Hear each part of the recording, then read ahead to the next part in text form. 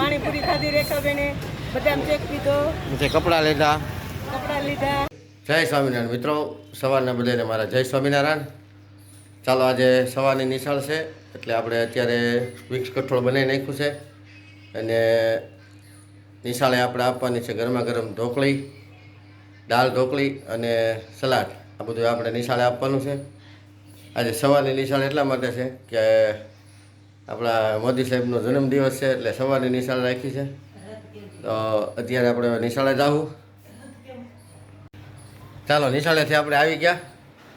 આજે ખૂબ ઝડપ રાખી અને હવે અત્યારે આપણે જવાનું છે મંદિરે. એનું શ્રાદ્ધ છે એટલે સ્વામિનારાયણ મંદિરે આપણે અત્યારે જમવા જઈએ છીએ.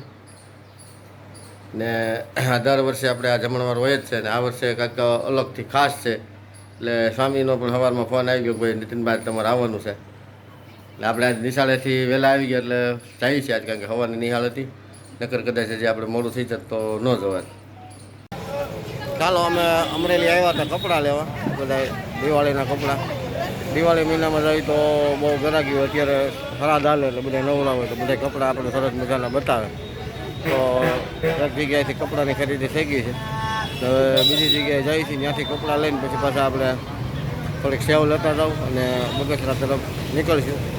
તો હવે બીજી જગ્યાએ આપણે જઈ ગયા. જાઓ, હાલો હાલો બધા ખડકાવ.